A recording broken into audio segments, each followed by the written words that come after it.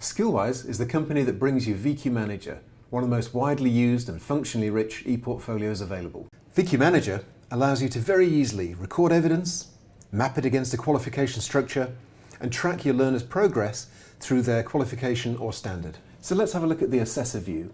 Perhaps the most important thing to see is the dashboard. The dashboard provides an at-a-glance view of key metrics within the system. So for instance, for this assessor, I can see how many learners are on target and how many of my learners are falling behind and perhaps at risk. So as an assessor, I can see a list of learners associated with me. I can see the qualifications assigned to them and the units.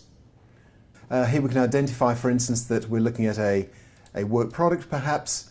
We can give a description of the evidence.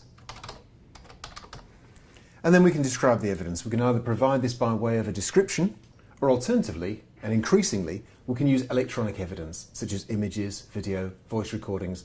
And by opening up, for instance, their MVQ Level 2 in customer service, we can see the assessment criteria, and we can map the evidence directly against those criteria. If we want to add a comment, we can.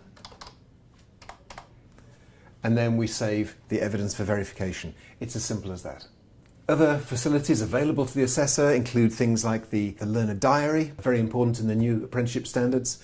We have a question bank facility. If you have structured progress reviews, those can be recorded. And of course, units and qualifications can be signed off in this area too. The system provides a wide range of reports, including evidence matrices, gap analysis, course analysis, planned end dates, etc. And that's the assessor area. There's a wealth of functionality within this area, and of course we've only touched on the tip of the iceberg. Okay, I'm now going to view the system as a learner would see it.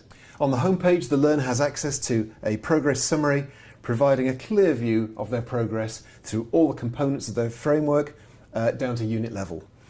In the To-Do tab, I can see anything my assessor needs me to be doing.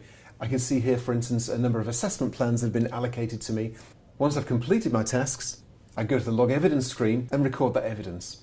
When I submit that evidence, that goes straight to my assessor's homepage with an alert, so my assessor will see it and assess it.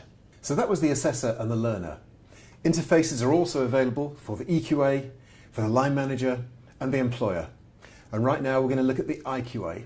When the IQA opens the system, the first thing they see is their To-Do tab with items such as up and coming sampling dates. So the system will record intended sampling dates and then prompt the IQA to sample on those dates.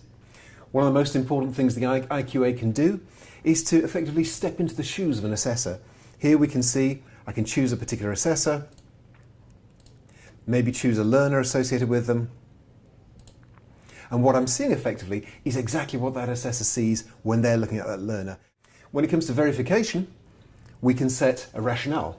Perhaps we want to set a risk rating for an individual assessor, and we can record those. The sampling plan area allows the IQA not just to record their intention in terms of sampling, but also it'll prompt them when those dates become due, and the colour coding in the system will tell them at what stage each of these units is in terms of sampling.